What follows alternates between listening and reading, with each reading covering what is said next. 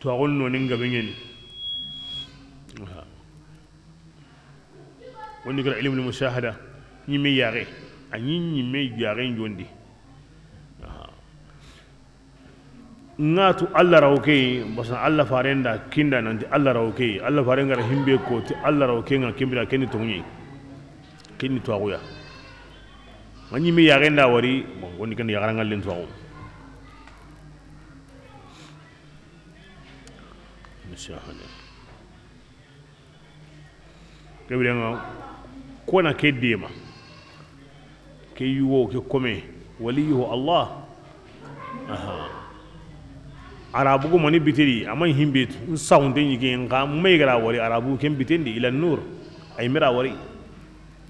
wala komendo ke wallen naga bitegabe wono wala kona bugadi waliyuhu Allah subhanahu wa ta'ala e kesun na koy keso hadisi manan ya koy ni hal sebe gono hadza kudusi ngani komenta gilli awotin to munde ngena katingati nahilanga mingara kanu kebira Allah ga nakko me kanu bane kebira honsu wo kendi awan awto agun gujinan kama mo gontay min ladunhi wattaqullaha yuallimukumullah aldi kanu Allah wa qaramuni ila Allah walnu sikantari kunni Allah kannana khoruma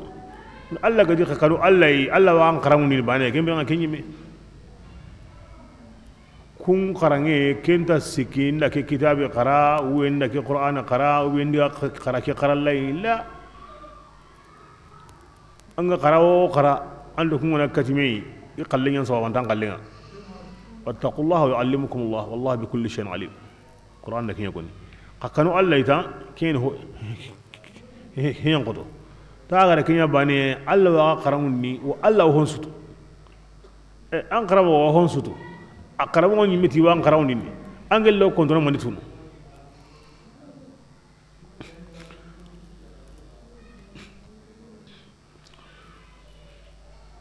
on akhlas lekun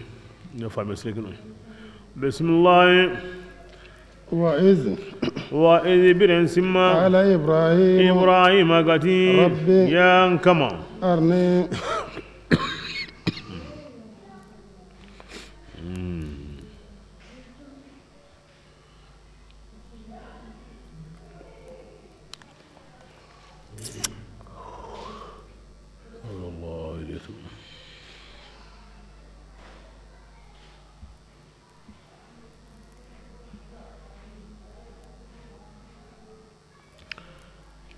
ki Uzairu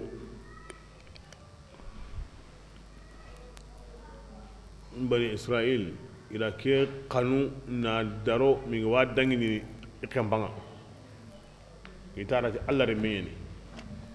wasa bunya ga yirni dibendi kenda ni wucin dalla ya me de uye saura urin kata sakai ta manju benu ga koyi ni saundai ta mo jele garni maniya gindanga ni Ozeriya kebrenga ande gamuni awa o wa mu go tawrata nyino o saundenga ngam mo wonta yakare kebrenga here nyawa ina mo be ida sana luliti ara su koni yonkolanga ila sa yiwo nyugo no kenti angana katange aywa kisima na gonko ininga ina bunte tawrota burunte ngono ngera wo abundi parce nge habara kinda ti kisima di kota be ti gari mana burawo ala tagmunje nyugo kinda ike tawrata ira burno nge kon tanut manken ti anke nyeni anyanke njondi an tan nge kisima ko ni tenko ininga nge hawara tagmunje be kinda tim pawara akida ti hawara akida nge abundi ibu kabale ati an kisima ateni rai yugo mununu ati qarangere so ila buni ahobe agara himbe ko igara saha aro ki ho burunde be ganyino ila igri qarame wure hari tombe marido menaga ke sabura ti an kini Allah reme subhanallah daiman iblisa هون سرونتي أتدخل اللعين لانغا هوكي أرو غادين بينوني هون سرونتي باني أورنونو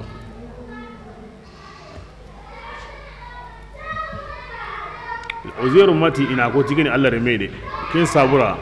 أتورانتا كين كتر أرا قتي مغا أرا بوغي مغا أن كنتا دوغلتاي tawra yahudiya ho ga madun Allah faran kallenga kunsu itiqadin yen kiya an kana ni Allah uzirin manguto no dangani ti ikuma gunyi aw ikiya na dema na bundi bitundi kata noronga da kamane he to ka hontanya na kamane Allah remehe lemenda Allah maka mera kanu idagarangkara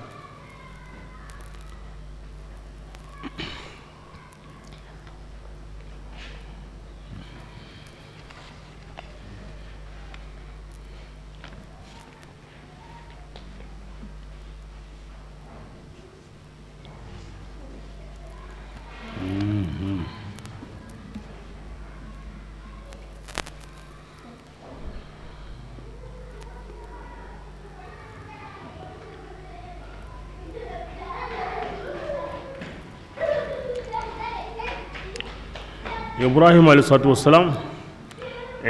طبرية أيوة انقبض والليل لنكي سيري والماء فلسطين بقرن تاري مصري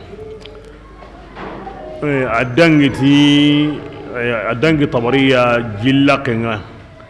أيوة هو كرانتي ونانت سيري ونانت هاري ونانت نيغداري aya ga moy hongarin to binu ko mana ci nyiga I ho honta moya nyagu nga prutini kunda wara jimure yeli nga bogono kunda o kampini awalla ga burundo ngalanu ko mana ayiga kungo sendi ho karanta bane mino ko mana ayiga I ho hondra no ko bane wa fi kulli shay'in lahu ayatun tadullu ala annahu alwahid Allah comme siren ya ngana sa ho ya aw simmene hoygo kendi Allah kaba kondi Allah lani yendi Allah bayana kondi kimbale jiba engida ngi suka na wari ona gira min yarno ko ne ngo walla to nay ndo simmin harbane mi Allah ko masulu kunya nga sa ho hoy iya gam Allah lani nga kendi iwa bayana on tunadi iwa kaba konun tunadi Ibrahim alayhi salatu wasalam asime maniya Allah ti wo honsu wundini mo ke hayge imino ko mana chenyiga intara no ko bane inta qoronya no ko bane inta ho jindi ho kampini kamundi ho no munyendi Allah lani ngada de Allah hinni ka bako ngade asime ke ya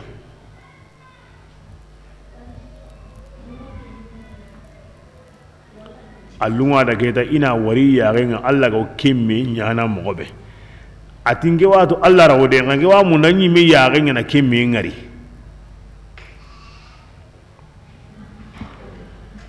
adun namuru diga me kala no woni agati nyawanke kamangun ngarin ta kunyana na karandenya namuru gata daga ni ke imero kinga agari gulle ke dawari na hokkari na howara Ibrahim agati kehe na nyonki londi na sigindi tay ho karante ngoro kenyi aruna nyonki mbugondi ko sigintendi na ni amma laborai amma ho horai an kenu nan karangoro kenyi wonna mururu ta daga ni an genyi me kamal lawo kenga wa Ibrahim ati yaho ati yalli anda waranya renga wa ai amma wari awa to koni kin no ko ka allunga da ina kin me ngari ya renga ina sabuni ata daga ni Allah do kiyen worni do doruya anda li do doruya amake wari dum daiman Allah ko mun tahaka to agonde hotim mante daiman au timay ligana timay kampanta kinga sege kampanta eza tuau wa fawqa kulli dhi ilmin alim angara tu mo himbe kan tuintanga kinga kamundi ma ga kempe Allah subhanahu wa ta'ala kabul ibrahim ko ngobe du sade ba daiman yo tuau mundunu wo sege mundunu bismillah ibrahim atin kama arini nge ngarindi mogombe anga o kara huru ngarindi ni alla ta dangani kendi anke mad sagingela ni yenga ngati lawa alla watu asagaide nga alla da kiko mun sawura ana itirni menko okuna mugo okum magariti ibrahim yimen mai ga saw alla yi mago alla tirni dia basana honsu ko la kan wara maremenga inta kaban hoya angana de serenda tirne ndone alla yime awanga de himbe to antara tirni ibrahim alla tirni anga ma sago himbe antara tirni ya la ibrahim tirni men pitina dama sagai alla o kentu nka yime be gani siga yime na ko osunamu bismillah qala ibrahim alla dangani awara bala na'am tungani walakin ninge tungani tedere walakin qasan danyaga ma inna qalbi saburan sunu minna mahagi ala da yakin ya sawu dangani nyimme watu adin yare nda wari ke sabu alla ta dangani fa khudh arba'atan amon nagatorigana min at-tayr billi kampi honunga fasurhunna parce que ngamu ndana wari nyarenga har mare me ngotto ngoni ti alla farenga an ngotini alla kanni alkabai nga anga mundana alla farenga ri anga mundana alkaba wari o kamba misali nga besu goro himbe famuno besu watu alkaba wono nga andali ko yana wari islamin su saunte alla farenga mi antali kora ina wari ibn akina misali nga besu himbe famuno nanti awal leke qaniye be gan sonno mendi kenta ho nyana aw allima nan kan ngon nanti kembere ngama amma wara masagaiwa ayin sagai tanna munana wara nyime ya ganda wara kinya landa kemme nyeni kina misali ni goy bismillah fasurhunna alla ta dangani angun na gatori gana gilli kambi honunga fasurhunna kembere anna isumileni katanduya amma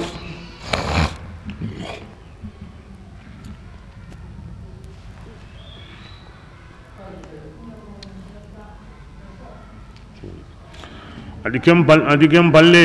yaj'al juz'an anna saranya ala kulli jabalin gidi sukama gilli gidi benu hanta tenwa minhunna gilli aywa kambi honu kucien milendenga thumma kem balle anna kambi honu kun nagati qirikatan duya isunare anga kinyengu ye mandi anna tu awya ngallen to akunga nanti allah taala ayani nindananga ayani gemundindananga عظيم كنه قري الله سبحانه وتعالى ودي تواغو انتبانا تواغو مغون تبانا يغرنغل لين تواغو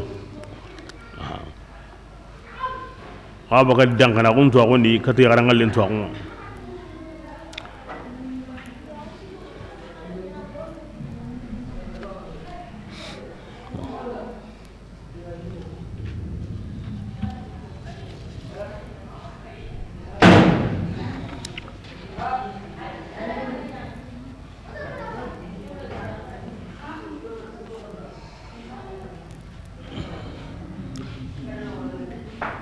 danan nagatoriga ala gilun nagati aywa ala aljanna ngilingi liga janka indo kawa dun ka wonna liken ada dundurago ala jambal liga ho ontali jambanda na nyigeta na minita antarno do sudi da jambanga limma kange sudi ken li adamare menda na nyigena mpago la kanta do godi ala qagal liga قاغي دائما حريص أهم من ديني haranga na wari taunu yiten kam manga na wari bane ngatu na dike haminde hammi wa wadi haramare men ga hankarante su hammi nganga ara gamma liga gamma ho on tali gamma na ya umpalle haramare men ga kenna lada ngu kunna gatani adamare men juku gorenga ke sabura ku yeli mun nagati kingo koy serebane ga kara a jondi na ngunda jondi misal ndia e kun nagati kahana kero kitene honda mutuna den ganda wala agara yilin kahana koni kinni ali ulul himmati ibrahima kana himmin murgantinye ni kata kamuntu akunga kebirenga fa mu'jizatuhu mushakilatun li himmatihi mu'jizanu benu ko kinne kendo akana himman kaba bal daba tanaw kitene ko kendi mi tayr yilin ko ni anatawo anagri wana kam araka munyede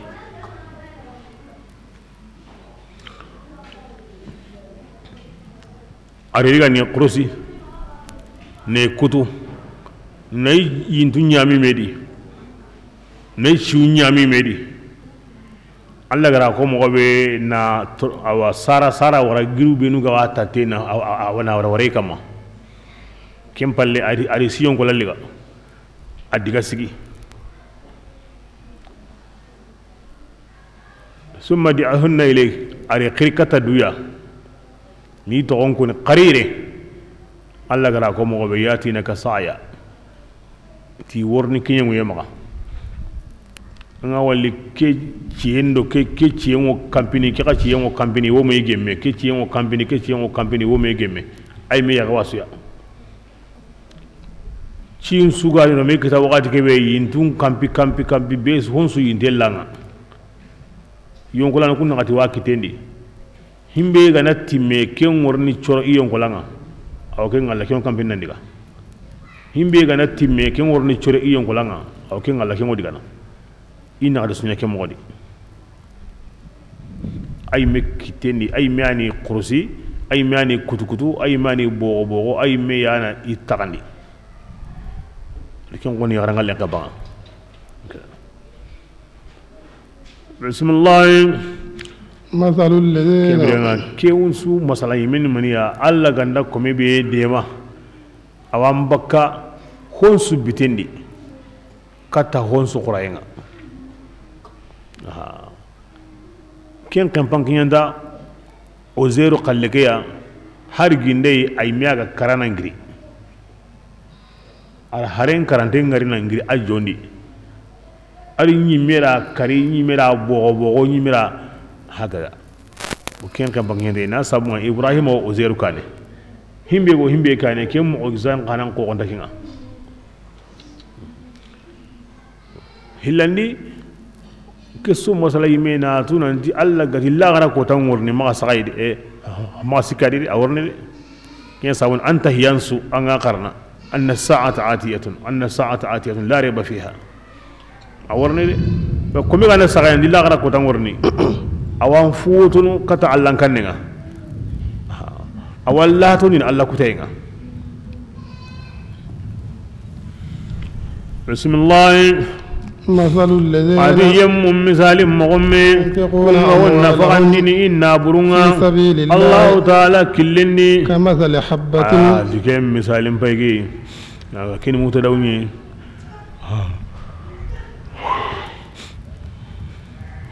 أو قومي أيوة هنجباني مغمي أنبتت كم بنجباني غسينوني سبع سنابل مئة حبة كامي هنجو جوغوري دي كبيرين آتي قول سرنيغانو نفقان قهانو كم مغدي أو جيدني وصال الله صوتا أو مثالي يكينا غانو هيبتو وهي تهني وقتني أن صغري أورا كوروندي غاي اللي كتكوتا أن اللي هنجي أرني وطرون يدي أغاني مثالي بيكينا أنجي ميغو آتو مغبكي نمبونكي agile hunjibani ana kare jugoru nyeriya jugore sugono kame hunjewai naam nga misali bi gange nyime magango himbe to antende agam pungeya donc kempa anya ga ngure mo gobede kibira waranyu ko lan kadi golli siri nyangana sire a golli sire banin su Allah wajid ni ke mogodi bismillah wallahu allah ta'ala yudaifu aw jidin dinyana ti hoy kinga ngaba ke yimme dangani agara kanu kenda allah ta'ala wasangon ta ko yurubanten tunkanyani on sutu ananyani yani himbe do haqqe be gan kaba aw kento wa korintay yuruba ngama keribanu yo hunu me barajendi na sabunya ikmanu nganta bana khalas yedi ho gorbane ado ho gorbane ibarajen tabana ho arakanu hilli ado ho arakanu hilli igoren tabana ibarajen tabana na sabunya golli sirnya nganu nganta bana mogobe alla gawi tuin tabana mogobe ke mogobane ga ijidi ndon kahana intanyoro ke mogodi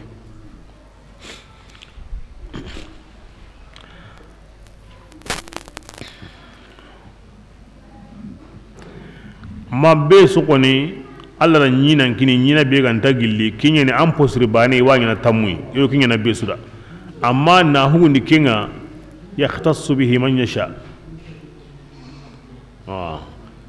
an lallu ada na himbe kalayn poni tamui ko na kinya na kemti be suya awatu be sun tabana بسم الله الذين أتيهم مبينون كونغا نفقندني إنا برونغا الله تعالى دينا كلني كم بالي إنتهم بطنتي هونغا إغرق النفقا إنتا بطنتي ورطيا إنتا بطنتي تورندنغا كم براجن إدنغاني إكمان ديني كانوا يمانيا كم كما يمانيا يميغا إغا وسنونو بلا كبيا غرا جيدينكو na akita mogonko na ndi jidi honu awa anda kata bila kinye tamu nganda kinye kenko ni serun tabana Allah maga anda gan qaba awatu liqe enda Allah aga ben kinanga ke aw ken saharen ko no da qur'an ta honko ni nan to kundunga anga wa mundan kallina ngabo an kuyem baraje an batiyem baraje aw ken mogonko nanda na honkini Allah sabura an gara kini himbe maga warati tay ngi halle ko ni ha ngi makenya ngenda wa maga toro honi wono wosiren kunu ya nan toro so on natikenna na exploiter التشغيل يعني نان أكينا ننتلاقرنا عن جنس مني إذا هم بيكينا وكنا هني منا ننتلاقرنا لاني ميمغا نكو ما كينيا وراتندي هو بري أو باتين سو براجين يمنا كويم بانه ماتي ساران غنيري مينغراتي كنتا هو يانا كينغا قرمو ونا اقرا لمن وراتي kenta ho nyana kinga kama nyugo na iko men warati kenta ho nyana ken bosrenga wa ken biti harameya banya kuga wa ngarati ni igara himbe la muru amma amanya kinyi angane ya kinga inda ko ni sarana ngatire menda awanda ansara na mbirandi anda ya ko ni kinga inanda ho wa himbe kan daga bare anda ho wa himbe kan takaba kebe ahay garanda ambrandi biyo ko baratinye ni sereta na ganda ko sereda ansara nan palle agara gulle sunya asu barajen bono ngan sara nan ganda kan har bante amanya sagunya ana munanan surwa karamo ngana e way karliman warati ngan karamundi ni ngam brandi ni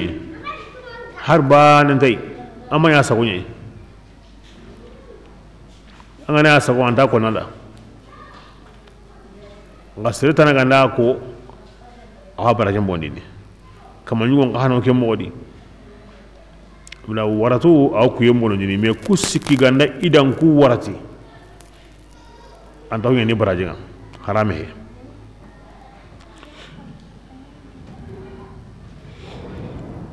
bismillah wala khawfun allati kanu yemanya ikamma imanya yimmega iga osnono kini mine lagara amma dunadi honta kabana nafaganda na sire an kanu honta kabana an jote honta ka bana ansuno alla gati nandi kawan nafaqandana sire kanuyenta sunonta awro lagara yayi bala dunadi ashaddukum bala'an al-anbiya thumma al-awliya al-amsal fal-amsal alla komen surunyi me dunadi kunya masibannan qotonta bismillah قول ati digamide معروف ingani digan sirenga ومغفرة nasriranga nko aranyaga na digan sire kuna kamonenda wa maghfiratun ومغفرة adu nan nyaha maga anga ti hontano amma antono amalanga na malanga maga kusa gati kibla ko ni ja ko nyama diga bakilla kinga la yaha maga hinni hilwai ke ya marin den wana hoyi gunya aga na ya ga makinya an hana ya marin din nan gare anna himbe nya nan kawana kinya ko kan ta maga digan sire kada aga man togono ya ha maga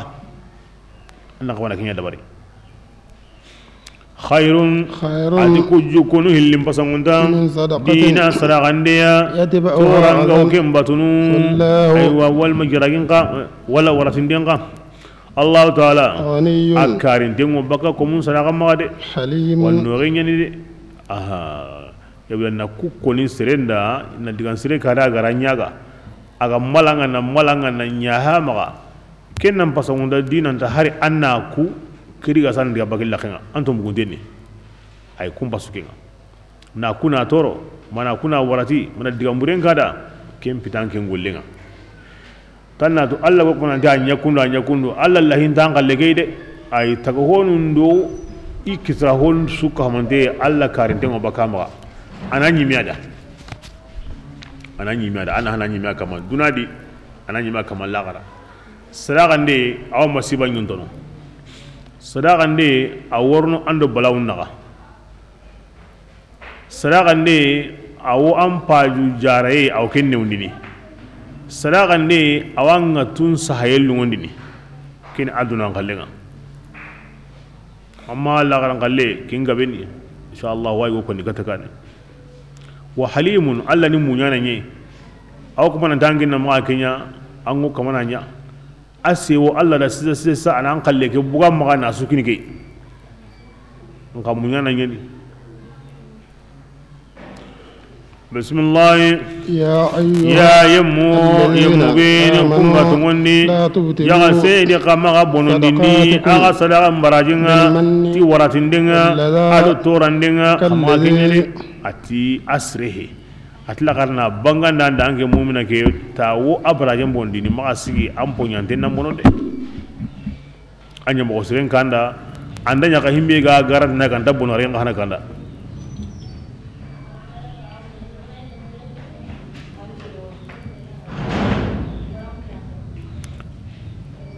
bismillah كالذي يقوي يمم سوام صدقان دم بنو مغمي ينفق ماله أغوينا ورين نفقنا رئاء الناس سرون اللين سابودا كين قهنو كين مغدي دو كوين ديانغا نا كيني سرون ناكو كين قوين سابويا أنغرا همبي كيني أبرا جنغو بلو ولا يؤمن ati du ko inden datul awatongondini billahi ti Allah ta'ala wal yawmi amma tongondi ti ko tanga al-akhir ngani ko to lagare ngane فمثله ebrenga du ko intaku kan kan sikandinga himbe gawo seren kuyem barajam bondini naku na warati naku na toro mananya du ko intaku sauda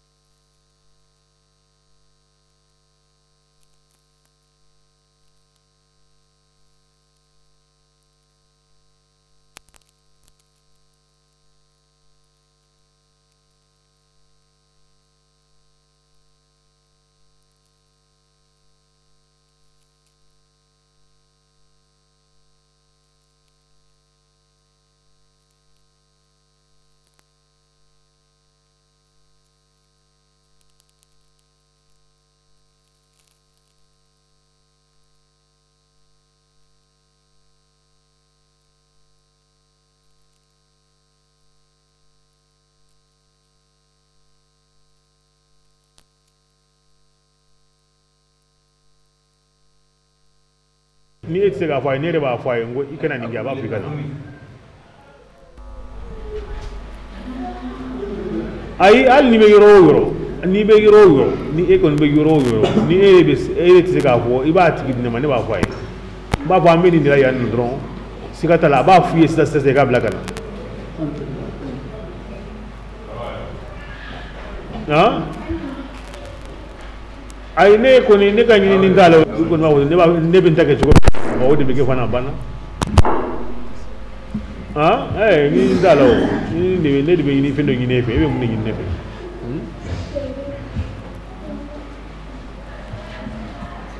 ay ko jogodi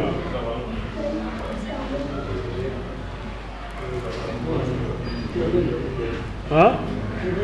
ha undiga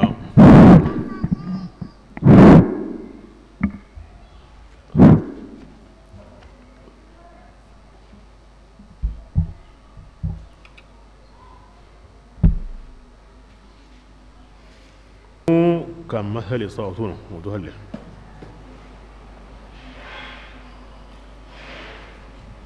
كمثل صفوان عليه تراب فأصابه وابل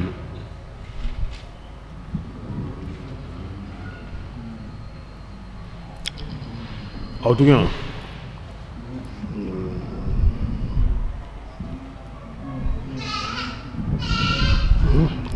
فمثله dukunde ado toron dana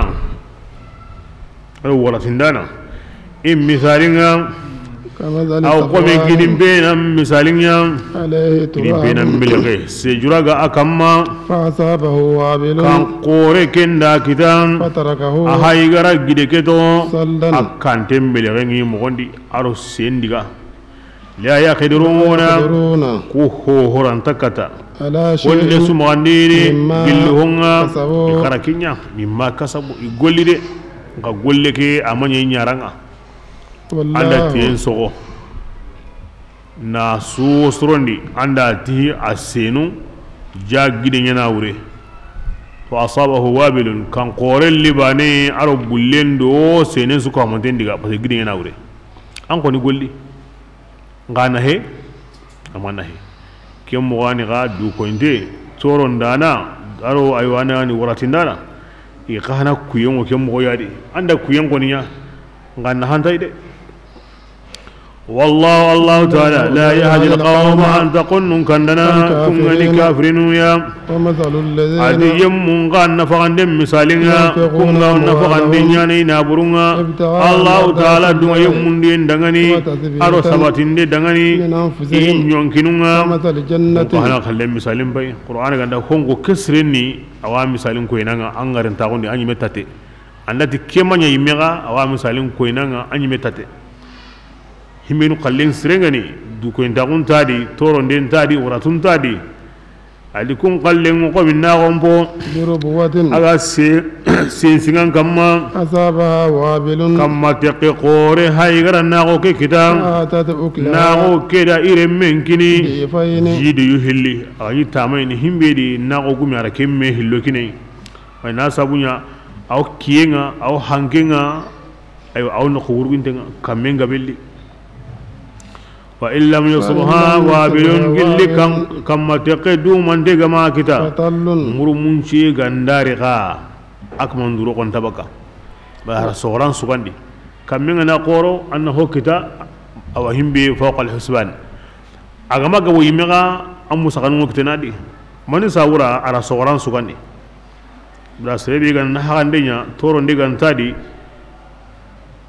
وراتندين تادي duko ndagun tadi aywa surun ko inta bana khalas yendi nga kamanin ko ni durun dabaka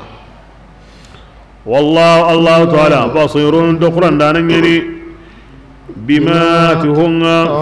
aga ken golli أيود أحدكم ken da o tirinde nyana hasa yalli an kunyugo dubane wa kanuwa nagonya lahu ike dangani gilli tamaron nagonga adu inabun nagonga waralla kunga urunu aywa yituku ure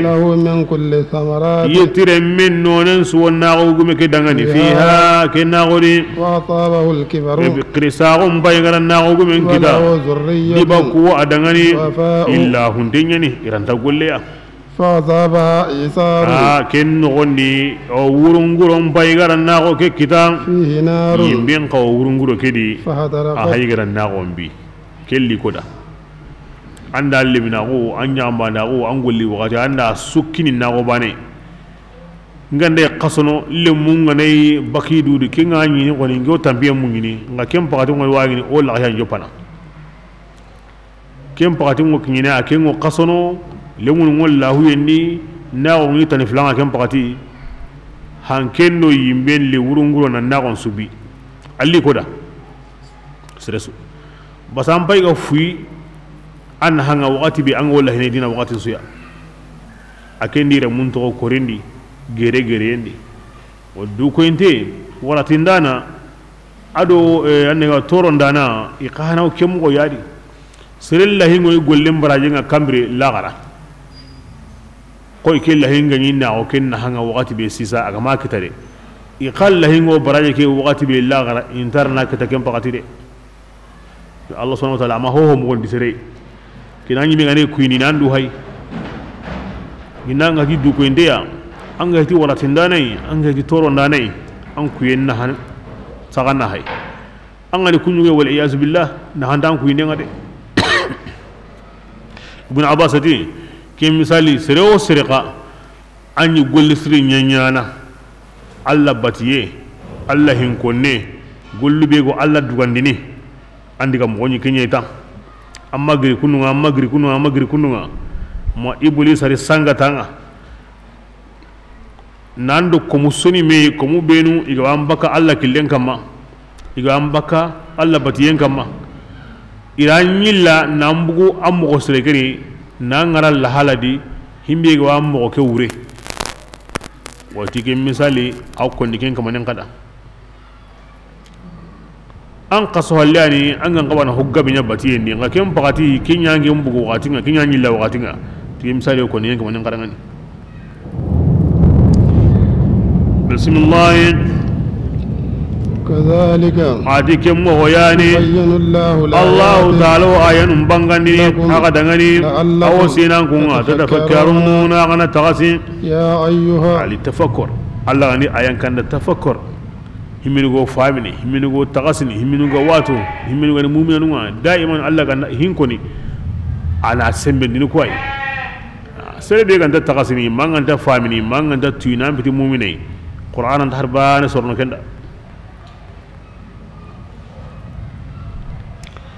بسم الله يا أيها يا يمو بين كونغا توني أن كنا نفقا مبوني كنو لمني خرجك أني غير همبي كوني سيسا وكيني صداقان دي مغسري أرى مغوري أهو نهانتي أهو تورنتي أورنا بسندي جكا كتا جكا يعني صداقان دي سقهنا يومانكينا akinyi ni fardanga sire kama anga wo ababu nogondi ngati konu mu'minanu anfiqu an kunna jakam bundi min tayyibati ma gilli humpo kallangundenga agara ken golli ado gilli honga o wara ken senundi aga dangani awangunyendi hohunje ado yitremu jakam karabundi hosrendi خير الأمور أواسطها هو النغنونكي بسم الله ولا تيمموا الخبيث جغسيني قما هبورن قرقري منه أغسق هندي أغدابنوندي تنفقوا وكينيانا جكنا ولستم هبورن منيا نندي هبورن دانا هبورن منيا aw ke misalen kinanga an kun yimme manya himbe rigandana ma ganda ya ga terenya himbe di de ken hobure an tambonga nay serenga an yile tambonga anara to kay lebe an anta duna rigana manga na surara ken wala ken hobure daban tambo way are daba be anda to anga anga tare gana mangana surada kembale be so ni koni kenta ke to kana kin hobrenga ko hobren dadi to ngeni nganga dadi ni himbe rigana anta monga mangana sura kamanda de ila ma kin kana kin Allah i wajibini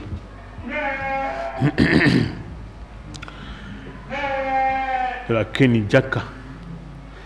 aha aya ke koni mo selanga koinoya jaka wajibini honsu ko mandendi honsu de anfiqu min tayyibati ma kasabtum wa mimma akhrajna lakum min al-ard angara hohonya aja kambundi munyengara hoho senu ndandangani aja kambundi kini ayan selanga ko nike modi ngana wala ngala jakanna kiyadi anta kedi awro kiyai antaro kay qur'ana ma kengala ngalo dangani sunna nyana ken qibaren kinoya shafi'i ra wajibini awati hadamare mingo birine ho suya nanto andu sagondi kempo gandanya aywa awsukin kandin karagoya tijika awakebrenga tijaka mukenyadi nanto andu sagondi ango dugine ho yigana kebrenga aganda kinyi nisabunga kenni kandin karagoya kebrenga tijaka mukendi tinka gindanyi aywa anyi me ya gara mininiga kebirenga aywa tagandi tamunde tagande kenna jakanga agandanyi ange ma minini kebirenga tagandi tamunde kenna jakanga yani kenna ko kemodi nga Abu Hanifa kenda to imogon kama aya ngara ko mo beta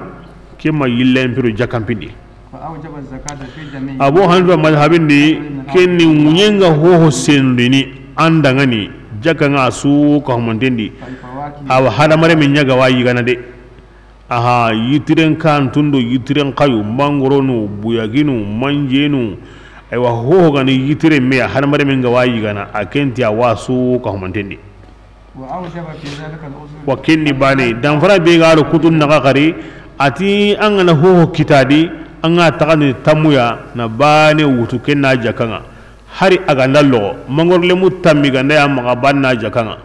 buya kille mutammi ganda ya maga banna jakanga ho su gani yitire meya ho gani ho ya hara ganda ya mure bane ya ile anga tagani tamuyi anga bane bunni kenna jakanga kene difference ngade ko akutun na aw ko ma kem ma jakango ni ajate binnan new aw honsudi wa honsu kana usrunyani ho gani sere miladu ya ina ke madhabinga wa imamuna malik wa imam malik kenda tampille none ya koni nanti jaka ngo kenyadi qamuhu sha'iru sulutu dukhunu zurratu al-urzu al-alasu ay wotnu kuda awati hunchu wa kurum mahonga kengani nyeru ya fulu himmasu turmasu al-basila al-julban al-lubiya al-adas wa kengani nyeru ya وتيمان بون غارا نغتو تكوندي زيتون قرطن الفجل الأحمر أو السمسم أو يتونغا أرهلو تكندي التمر والزبيب معنا سكو همي تامبلي كنت مامبونو نيرو كرم مامبونو نيرو تيمان نغتو أيوا يتونغا أرهلو تكندي أنا كسكو همي أو جمي تامبلي okuma yere himbe ga okuma yere ad-dukhun kenwo yere sogundo sumano jana tincham mampon azurrat wa kuni manganyundo qillonundo wa kundi menu makkan uruz ken qawo magare marondi nonu okungo kuma kutuko walli do kutanay korom mambon ngana bo fulu ken ngana o magayre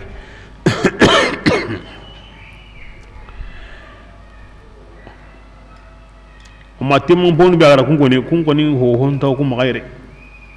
mato gana sim ken minengi ngade yitum mambon bi no gara ken koni ken to ko magayre na ke jakadi kom tamaro kom zabib har sangana ki khana hayra mo wasri aw qomi aw tintono shafi'i kallega ba serengo himbe yigana idu sagondi bo angabare antabaka ke tampiledi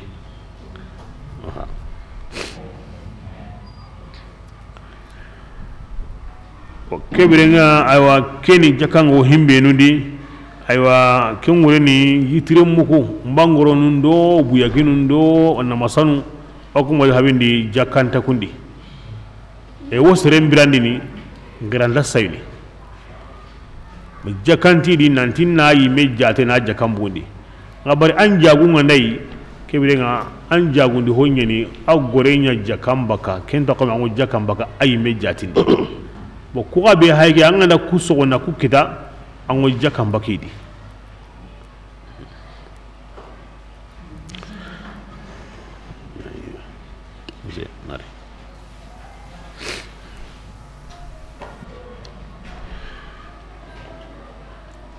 agandani anyi me ana minindi takani tamundi takande kenna jakanga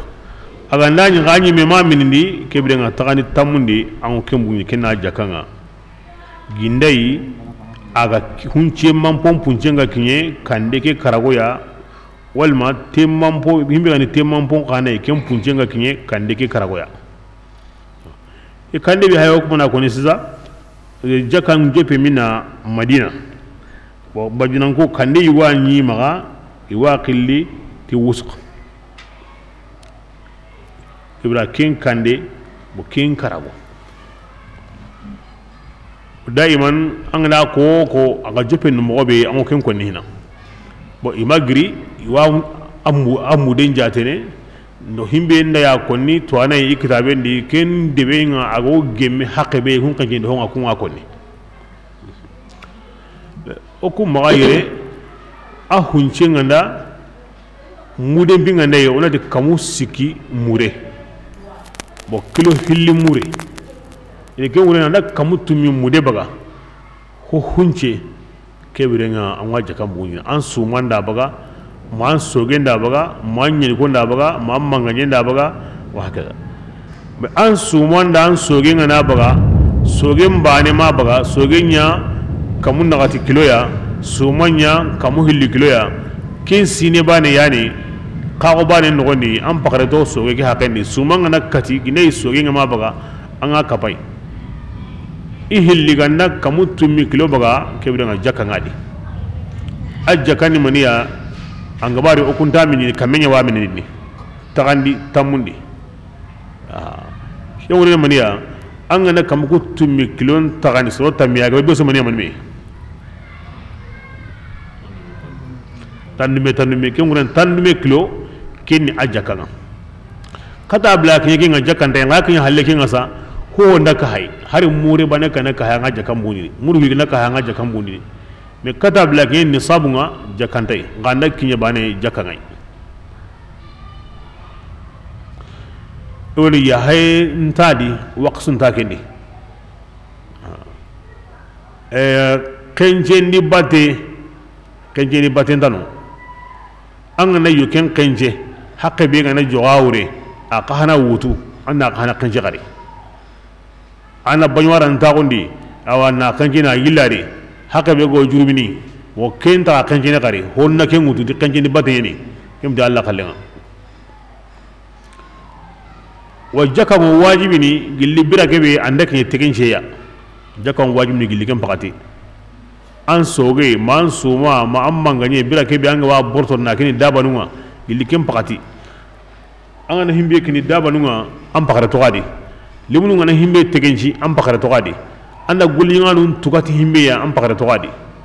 ili hata wakati ngana ke magana ni wakati o serun tukana anga kandu tammi gana an kaleni bane misal leya nyini ko hata wakati ngana ke nyini ko mo tuaru nyana anga na kitran atami hata an kaleni bane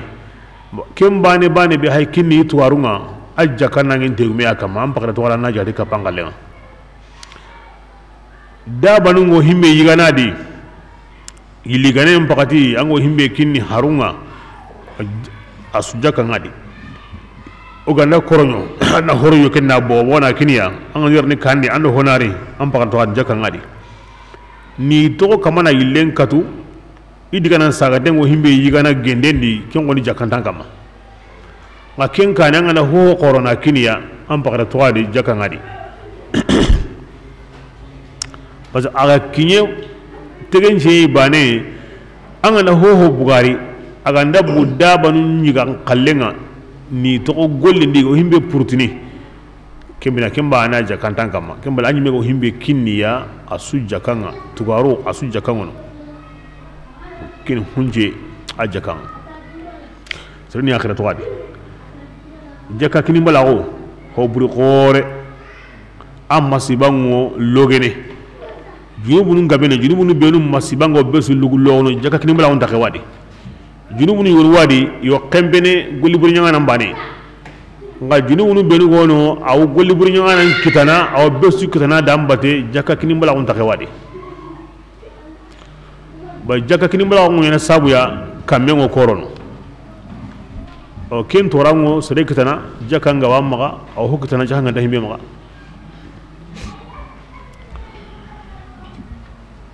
amma Allah garan kalle donc ayonum gabun worni kendi fi ma ba'd insha Allah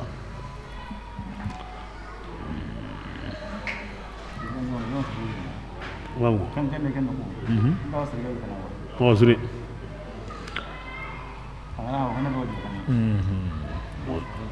holu yime ma sirun gonu wi ma kunya kalle ni kenga donc ku gembe de sawaway akoni ganan sawu mbagadro kanyime Allah kallenga himbe akem bakari akutina nyima kallenga nga sogendo nyini konta kapame sumando nyini konta kapame nyini kundo manganyuguro kellono ko himbe ngani tincha mambonga kunya kana kapame anyini ko ngama baga an kellonga naka hayi agawa baka aw asine jakanga ngamma kumpilli gama baga amma nganya naka hayi agawa baka kinsine jakanga ngamma ngan suman ma baga an soge ma baga an ani hilika home an ana nyini kon ka hayana ga baka ay kunno nyini kon takite jogori mamponu kungo kite tincha mamponu kana o kite ka o bani ba ko mo ko sogono tabane sinendi akemo himini go sogono tahillo kunga ne jatem bunyi kem ngori mini woni sogo wakati bani nga noni bani ngari kungo kapame jatendi angana kun londi wakati be nguyangote ke go no anda dabare karina golli kare anda himbe kitare kare kungo jatene tabane kindo bane kenta kapame aganda ni serebe kana ngara miniti jinye anyi mana dépense nya na here nya na miniti jinga nan sogo gebre nga ken kalle al angara tambe be nya alla kano niwe nya na jakandi oti kamuntum kilo anya ngawa tandu me kilo ya bugundini ngaken kamane aw tanji ke kilo bugundini aha anyi ga tambe be nya na musaka bera aw golle ni minini honni Allah kana ho walla nda jakandi ke sun islam ko ne yeni o tantadi Allah subhanahu wa ta'ala hinna nanyani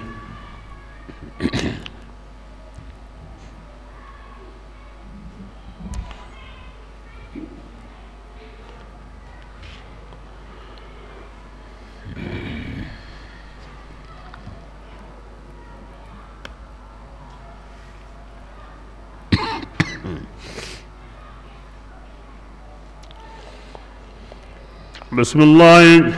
واعلموا